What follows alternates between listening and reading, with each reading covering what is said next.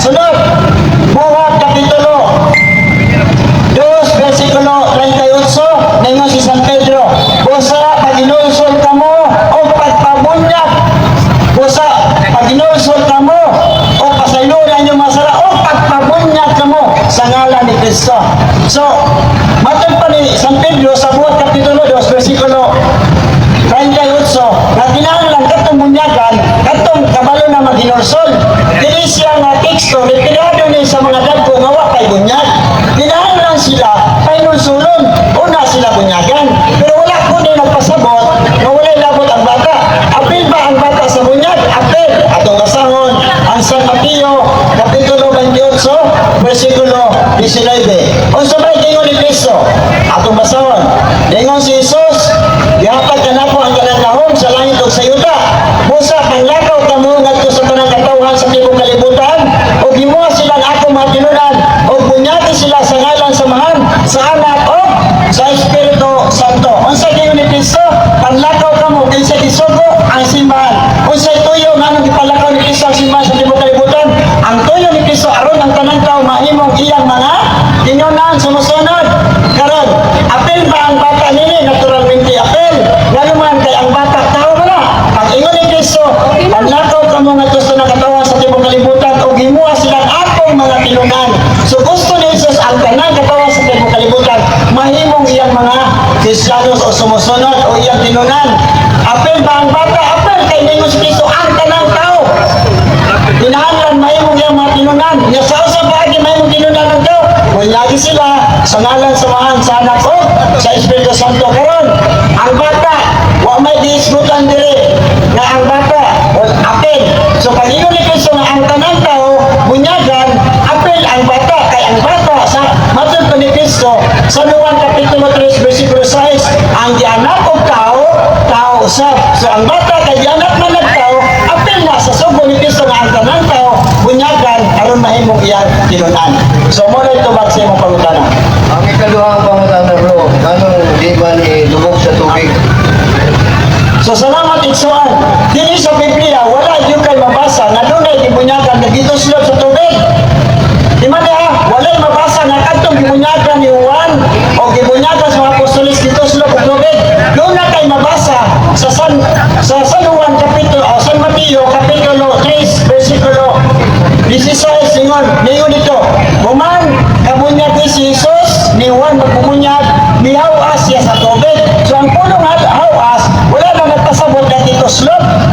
Kahit kung dito slop pa si Kristo ni San Juan magbubunyag dito sa tubig, ang gamiton ng kay San Mateo dili hawas o say gamiton niya pulong ni San Mateo. Human kabunyag ni Juan magbubunyag si Jesus dito sa suba sa Jordan, mitunga siya sa tubig kung dito slop. Pero ang pulong hawas wala na nagpasabot na dito slop. Kung dili pulong hawas iubog sila sa tubig. Karon, ngano ang Katoliko wala man mamunyag o wala man ang tanan binunyagan o ang bunyaganan wala man ito slop sa tubig. So dili na siya kanabang itagaan o pagtagad ang bunyag mga igsoon nga ito slop yun. Kaya ang tinuod mga igsoon dili sa palang kasulatan ang tanan tao o ang tanan mga bundok nagkauyon na panahon sa bunyag bugamit og tubig. Buhat Kapitulo 10 versikulo 47. Unsa gingon ni San Pedro, doon na ba usa kaninyo nga makapugong na bunyagan ko sila pinaagi sa tubig. So ang tanan mga bunyaganan moagi tubig. Nganong moagi tubig kay bugamit og tubig? Kay ang tubig usa na katimaan sa paghugas sa sala sa tao. Karon, ang tanan mga pundok o sikta, apil ang simbahan Katoliko nagkauyon na panahon sa bunyag bugamit og tubig. Wala lang magkauyon o wala magkayusa sa pamaagi sa paggamit sa tubig panahon sa bunyag. Pero unsa man ang gisulti sa balang kasulatan, may tungod sa paggamit sa tubig para sa bunyag. Okay, matod pa sa Numeros Kapitulo 8 versikulo 7. Mas muna ko mga iso na, ang tanang mga pundok sikta karon, apil ang Katoliko nagkauyon na panahon sa bunyag mogamit og tubig. Apan wala lang sila makausa o makauyon sa pamaagi sa paggamit sa tubig panahon sa bunyag.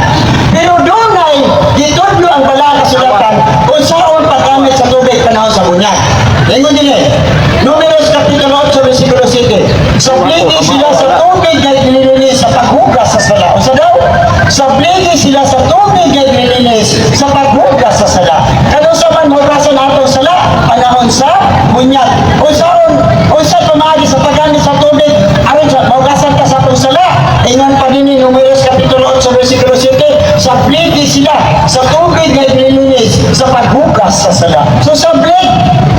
Okay, yung napa. Ato pa, okay, ano ba? Napay sa bro. Klaro na.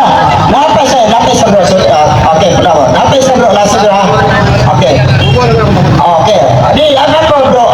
Anak ko, para maliwanagan ang tanan na namin. Okay. Napa dire. Ezekiel Kapitulo 36, versikulo 25. O sa may tingin dire, bubuhay sila tubig o bubuhay sila limpyong tubig aron mahugasan sila sa ilang mga sala. O sa tulo, bubuhay sila limpyong tubig aron mahugasan sila sa ilang mga sala. So sablet, bubo, mauna at itulyo sa Biblia may tungkol sa paggamit o pamagi sa paggamit sa tubig panahon sa bunyag. Okay bro, pala. So, sa mga tuwid, ang mga Methodista, Baptist, mga Presbyterian, at iba-iba pa mga nagtukan sa Kristo, kaya wala nila nadawat ang tinuod nga bautismo nga ano daw niya? Hindi, yung spray lang, di gano'n sila malwas. Kaya lahi ang paraan. Di man ang mga iksuna, ang bunyag, aron kita makabaton o kinapa. Yes or no, sabi? So ang akong tubag, ang imong pangutan na di mo sila maluwas kaya wala sila makadawat sa hustong pamagi sa tubig. Okay. Ikson. Yes or no? Yes. Ay sila maluwas? Yes, tungkol sa bunyag at gusto na. Bunyag ha. Di ba rin mga ikson, ang bunyag naghatag na itong kaluwasan. Sa Marcos Kapitulo 16, versikulo 15, ngadto sa 16. O sa inyo ni Kristo sa iyang simbahan, paglakaw kamo ngadto sa kanang katawan sa tibong kalibutan, ug isanyo ang maayong balita. Ang mutuo o magpabunyag, maluwas. Pero ha, ang bunyag makaluwas, ang iyang pangutana, ang bunyag sa mga Methodist o sa Patodia, dito sila maluwas. Dili, kay usara kasimbahan ang isong ni Kristo, mo lang, Efeso Kapitulo 4, versikulo 5, usa ka pagtuo, usa ka Ginoo, o usa ka bunyag, usara ka bunyag, nganong usara man ka bunyag, ang atong dawaton, kay ang San Mateo Kapitulo 16, versikulo 18, mayon si Kristo, tukuron ko ang atong simbahan. So isara ka simbahan, dito ko ni Kristo, di modo, usara po ka bunyag ang atong dawaton, kay usara man kay simbahan, ang mubunyag sa tanang tao. Kanang bunyag sa Methodist, o sa Padya, bunyag sa Iglesia ni Cristo, bunyag sa Saksi Juma, bunyag sa Sevilla Adventist, bunyag sa Foursquare, kanang bunyaga, dili na siya balido, inbalido na ison. So ang pangutana, makaluwas ba yung bunyag? No, dili. Siya pagkaluwas, yawa man sila utility para pamunyag. Kisa man, gisugo ni Cristo, ang iya lamang sa kasimbahan. San Mateo Kapitulo 16, versikulo 18, busa sa tiyang dito, ito si Pedro, ibabaw ini bato, tukuron ko akong simbahan. Pila ka simbahan dito ko ni Cristo, usara, singular ang pulong, ako, o kasabot, siya ang nagtukod, o siya kayo nagtukod, usara, ang simbahan niya nagtukod. Karon, kini simbahan niya nagtukod, mura sa pimiyang isogo, San Mateo 28:19, usap ang lakaw kamo ngadto sa nakatawas sa kalibutan, di sa ang isogo, ang iyang simbahan niya nagtukod. Gusto ka sa Kristo, ang lakaw kamo, o gimuha sila ng ako matilunan, o bunyagin sila sa ngalan sa mahal sa alam sa Espiritu Santo. Okay, usara ka simbahan, usara po ikabunyag. Salamat kayo, bro. Salamat sa inyong mga sabat. Salamat ka ba, bro? Sige, salamat din. Salamat din ito. Okay, salamat. So, mga iksuhan, mas muna ako mga iksuhan, si Kristo nagtungkol sa lamang kasimbahan. Dunay purpose, dunay katuyuan. Atin pa San Mateo 16:18, mingon si Kristo, sultihan kito, Pedro, ibabaw ni bato tukuron ko ang akong iglesia. So, ang pulong iglesia, wala na magpasabot mga iksuhan o usa ka building, usa ka instructor, kundi ang pulong iglesia, di ka na sa pinulungan ng Espanyol, o di ka po na sa pinulungan ng Griego, nga ang pulong iglesia, o iglesia sa Griego nga pinulungan, itawag ng iglesia. Ngayon sa may kaulugan ni pulong iglesia, matag pa sa dagkong ng mga iglesia na gingon, na ang iglesia nagpasabot din the people called out by God. Kung pasabot, nakatauhan na gitawag sa Ginoo. Kinsa man yung mga tao na gitawag sa Ginoo, sa Lucas Kapitulo 6, versikulo 13, mingon si Kristo, sa pagkabuntag na, gitawag ni Jesus ang iyang napulog duha ka mga tinunan nga di ilang mga apostoles. Kinsa sila? Una, si Simon nga ngadlag Pedro, si Andres, si Juan, si Santiago, si Felipe, Bartolome, hangtod niabot ang Judas Iscariote. So kana sila, mao na ang mga tao nga gitawag sa Ginoo. O kanang 12 ka mga tinunan kung mga apostol si Kristo, mao kana ang katilingban nga gitukod ni Kristo. Di modo ang iglesia kay mga igsoon retirado na sa katilingban. O piling mo ang katilingban nga gitukod ni Kristo, mao ni ang membro ang napulog duha ka mga tinunan. Unya ka lang napulog duha ka mga tinunan kung mga apostoles, mao na po na gisukod ni Jesus sa pagkamunyag. San Mateo kapitulo 28:19. Mateo ni Kristo, unyagi ang tanang tao aron mahimo silang ako matinunan. Sa unsang pagi? Sa ngalan samahan sa anak ug sa Espiritu Santo. So igsoon aron na mahimo kang kwalipikado nga tinunan ni Kristo, kinahanglan mo dawat ka sa tinuod nga dito. Sa tinuod nga bunyag nga hatag gisukod ni Kristo. Kinahanglan ang imong bunyag nga gikan ni Kristo. Kaya kung bunyag na gikan sa laing pondo, kanang bunyaga dili na valido kundi invalid na igsoon. Nganong invalid na? Kay dili si Kristo nagsuko ng mga tawhan na. Bila day ka simbahan ang gituko ni Kristo, usa na kasimbahan. Kaya usa na kasimbahan, usa na pod kasimbahan ang mubunyag sa tanang mga tao. O kanang simbahan na, mao kanang simbahan nga gituko ni Kristo, ang simbahan Katoliko mga igsoon. So kung napa may pangutana, pwede po mo doon. Kung wala may pangutana, basi napa mo sunod na mo pahayag, okay. Isa may mo pahayag lang. So, igsoon, kini atong programa lahi ini sa programa sa mga igsoon ng Dili Katoliko. Ang mga kanang lain sita mga igsoon, lain reliyon, kanang mga pila ka reliyon na ron, 45 mil ka mga reliyon karon. Kung magwali na sila sa dating kalsada, dili na sila mutubag o panggutana. Kung imo nang pugson sa pagpangutana, ang ila yung isulti nimo, nagsamok-samok ra ka sa ilang programa. Nga naman, kay mahadlok man na sila mabuking kung ikay mangutana. Pero kita mga Katoliko, di gyud ka mahadlok o pangutanon, mutubag ka husto, sa husto na pagtubag.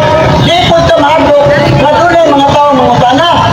Mutubag ka sa ilang pangutana. Nga naman, kay ang simbahan na dito ko ni Kristo, matod pa ni San Pablo, 1 Timoteo kapitulo 3, versikulo 15, si San Pablo nagingon niya ito kay Timoteo, Timoteo, pumalangan ako, tingin basahon na, mo'y magtudlo ka na ito, usahon na ito, pagpuyo, diha, sa panimalay sa Diyos, nga mao ang iglesia sa buhay nga Diyos, ang haligi sukaranan sa kamaturan. So ang iglesia dahil sa buhay nga Diyos, sa inyo San Pablo, haligi sukaranan sa kamaturan. Muna kita mga Katoliko, kanunay lang nag-auhag, nagdapit niyo, pangutana mo kung naamoy ikapangutana. So, gawin na ito si bro, nagpangutana bro.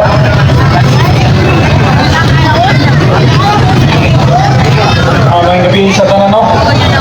Ang ako is clarification ng mga question.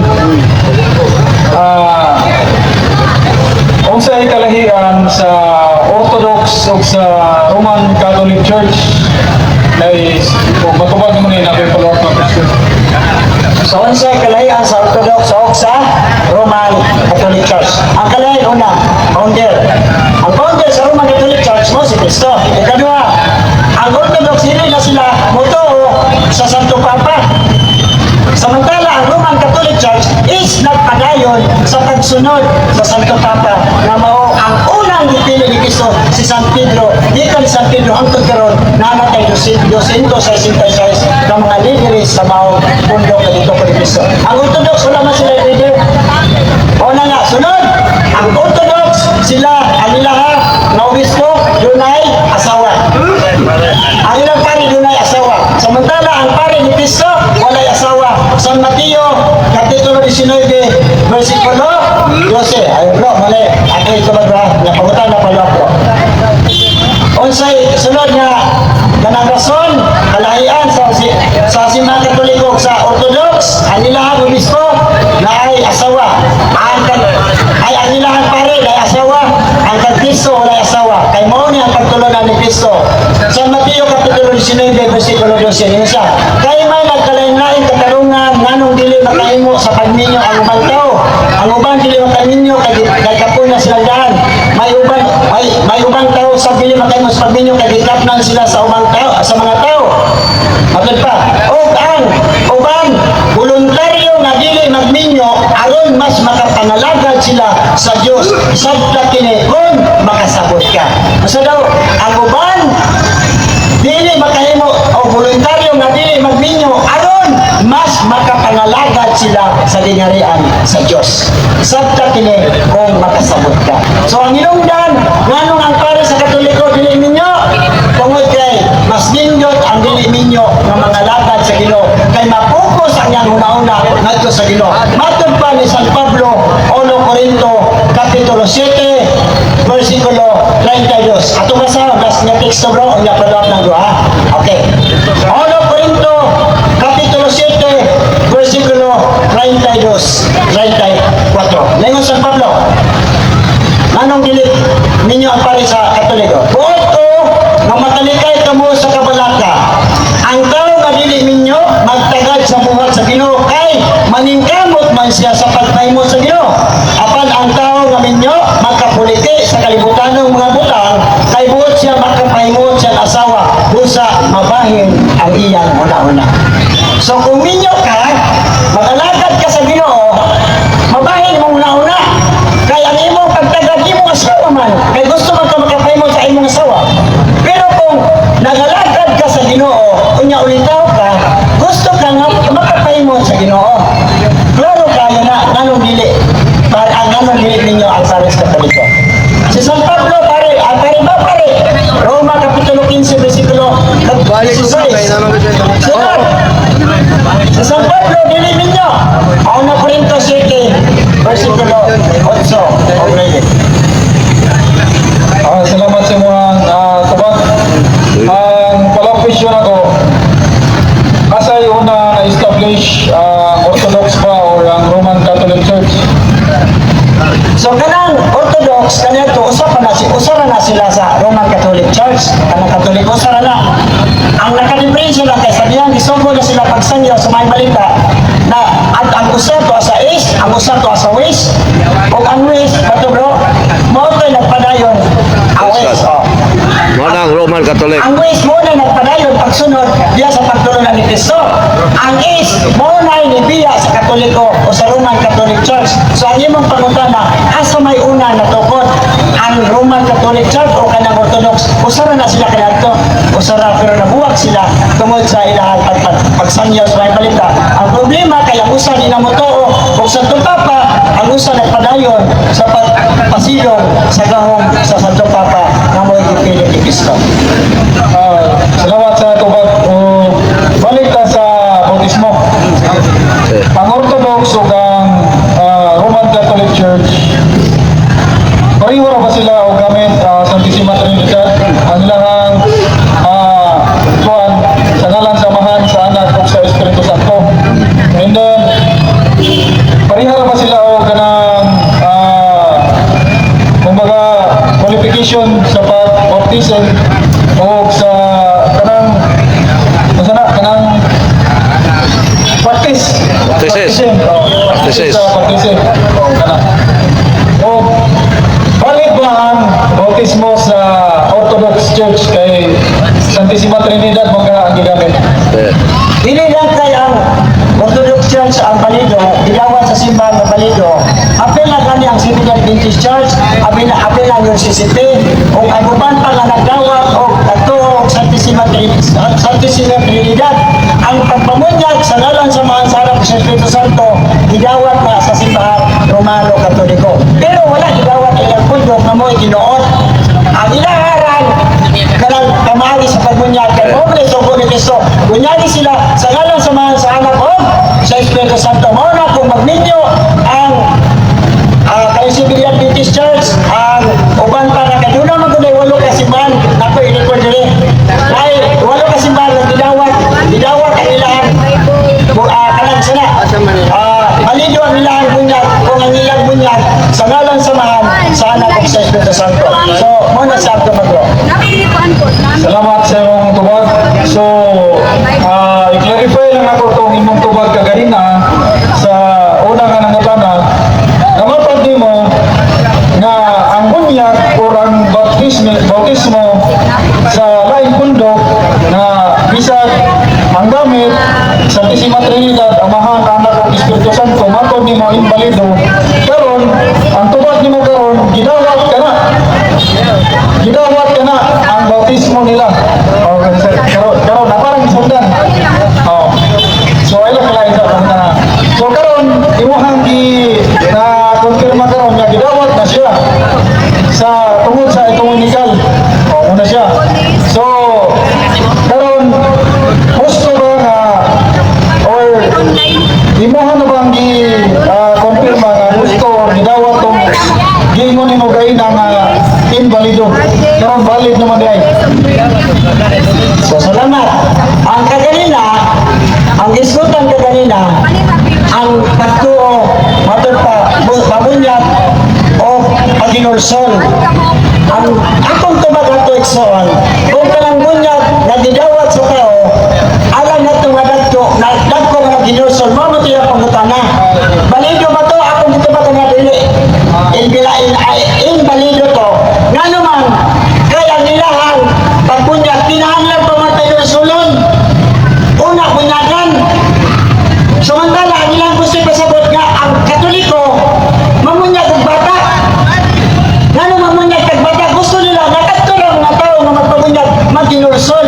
Motoy akong pag-iwan nga, invalido to, mabunyag. Nga naman, kaya nilahan bunyag at mga iksoon, gusto man sila nakatulong ang mag-inulsol.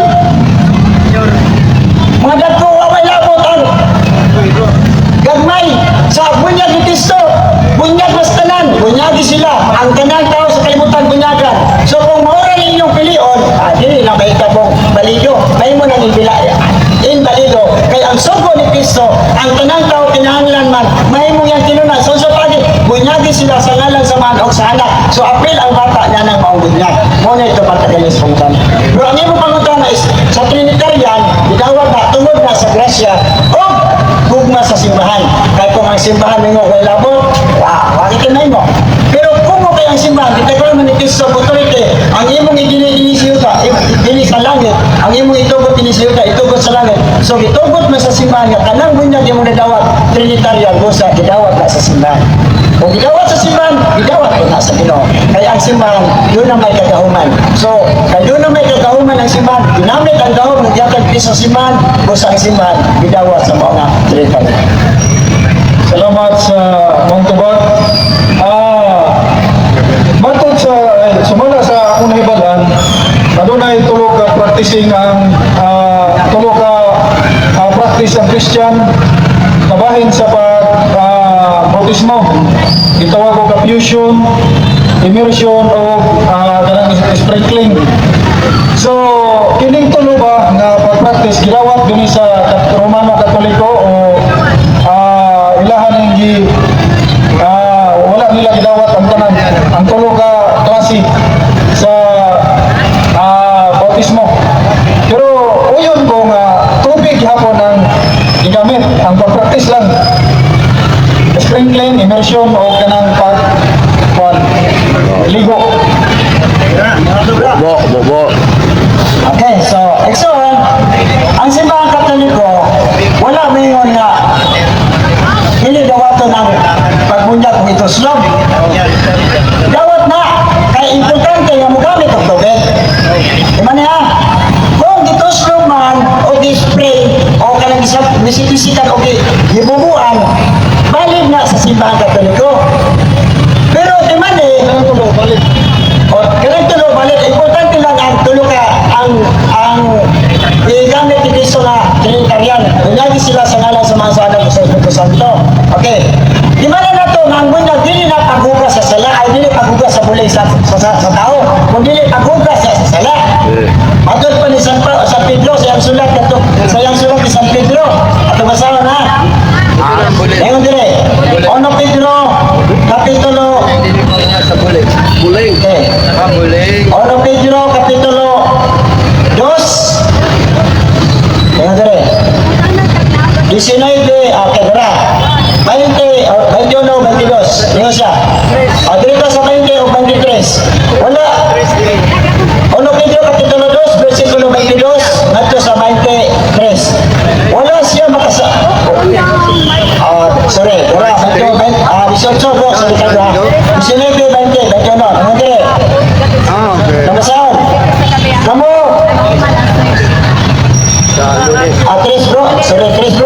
3. Ono Pedro Kapitulo 3, versikulo 19, 20-21.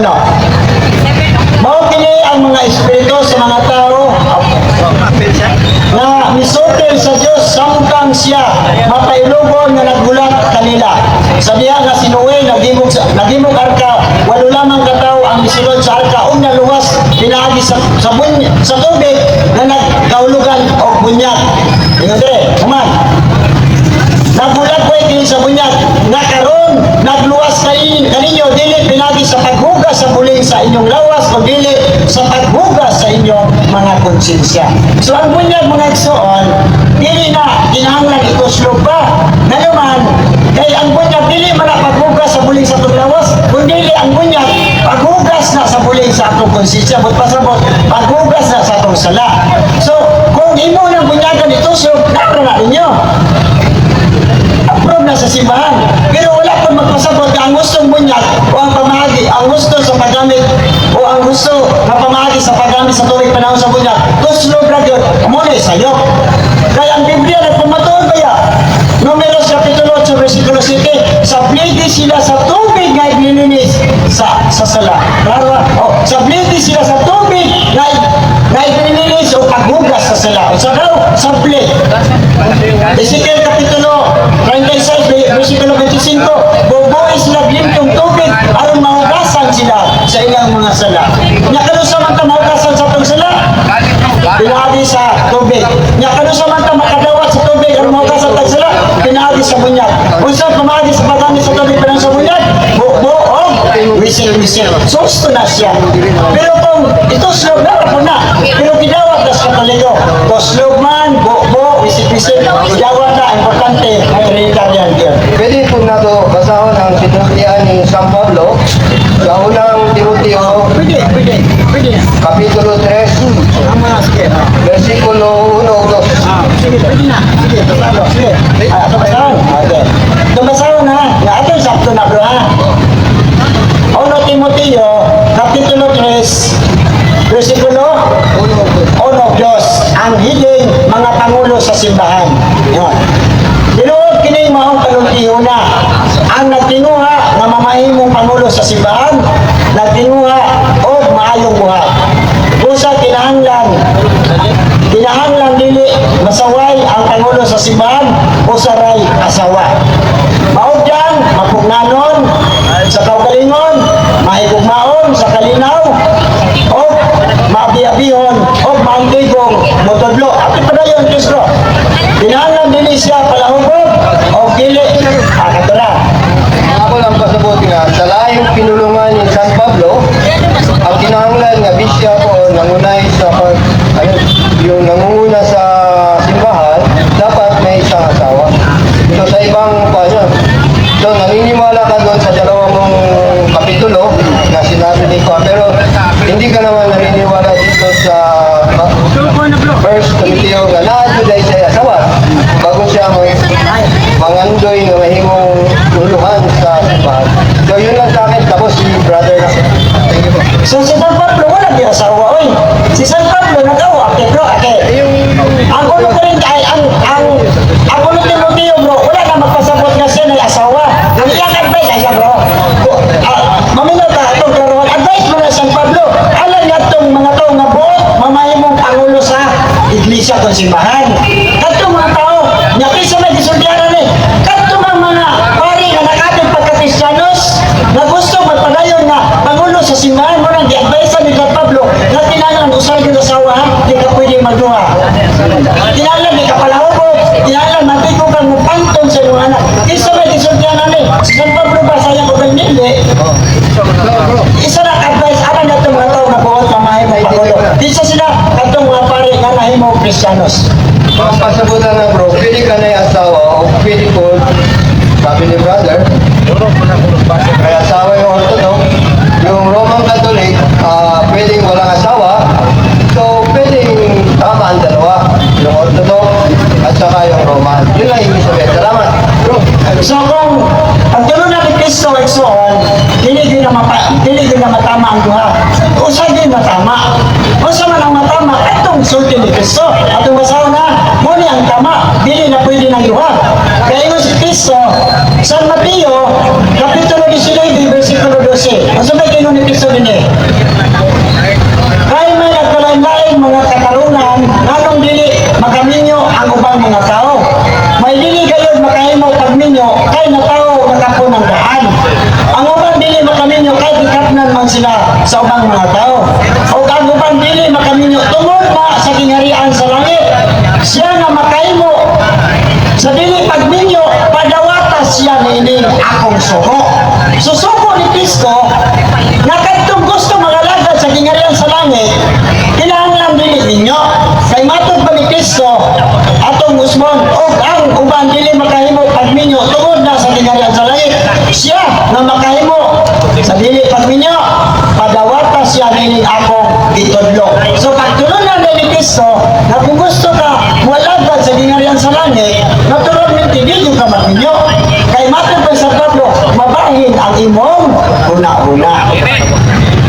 Mga tanah rin ko ha, kay ninyo rin kayo ko mga tanah. No, walahin na po sa tema kayo na tema man po na kayo na Christology sa pagka-Diyos ni Kristo. So, akong pangutan na sige, akong pangutan na hining duha ka isan kay natunga man ning Romano Katoliko karon sa God died literally o ang usa si Kristo namatay sa iyang pagkatawhanon o ang isa po si Kristo mismo ang iyang pagka-Diyos mo namatay. Asa man ang gusto ni ining duha. So, gani. Sa Biblia, matig pa sa Roma Kapitulo 1, versikulo 23, ang Diyos dili mamatay. Mga, ang Diyos dili mamatay. Matig pa sa 1 Timoteo Kapitulo 1, versikulo 27, ato masahon ikso na ato mapasagot ni. 1 Timoteo Kapitulo 1, versikulo 17, mayngon din eh, alang sa hari na walay katapusan, walay kamatayon o dili makita ang bugtong Diyos, kaniya ang lungog ug himaya. So ang Diyos walay katapusan, o pasabot dili mamatay. So ang imong pangutana, asa may gusto ang pagtudlo nga ang Diyos namatay o ang Diyos wala mamatay? Ang tubag gusto ng dunga. Si Kristo, Diyos yung nagpakatao. San Juan Kapitulo 1, versikulo 1, kama 14. So wala pa'y nabuhat ni San Unsa. O unod sa anak, dugo o unod sa inahan. So kung ang unod o dugo ni Kristo, dugo o unod na sinahan. So klaro na, si Kristo na Diyos yung nagpakatao, siya matuod na Diyos o matuod na tao. Kaya diha man siya nikuha o lawa sa dugo ni Santa Maria. O sa pagpakatao ni Kristo, Colosas Kapitulo 2, versikulo 9, matod pa ni San Pablo, ato rin masabtan. Anya ako lang ito ni Chris. Sayang, para po nandiyak ng Chris. Colosas Kapitulo 2, versikulo 9. On sa may gingon ni San Pablo 2:9. Ang tibuok na tinaiya sa Diyos, anak ng Kristo sa iyang pagkatao. Ang tibuok na tinaiya sa pagka-Diyos, anaan ni Kristo ang kayang pagkatao. Di modo, nga sa diyan si Kristo nagpagkatao, wala mabulat ang iyang pagka-Diyos. Tama ba na? Kung ang Diyos namatay, wala mahimo na. Kay Lucas Kapitulo 1, versikulo 47, wala dili mahimo sa Diyos. Mobitaw na si Kristo may sugot na mamatay siya, tungod yung alam sa itong mga sala. Kaya kung wala pa mamatay si Kristo, dili ka mapasay na sa itong sala. Ang kamatayan ni Kristo, nabulag ba yung kadyo, yung pagka-Diyos wala. Kay matod pa ang Colosas 2:9, ang tibuok na tinaiya sa pagka-Diyos na sa pagkatao ni Kristo. Wala mabulag. Sa pagkamatay ni Kristo, ginunggap siya rito, nihawa ba niyang pagka-Diyos? Wala. Kailangan man ang tibuok niya. So, ang akong tabat is, Lord. Salamat. Ako may po ka sa Busquete Union si Kristo. Si Kristo kanang Diyos. So ako mga na bumalik ta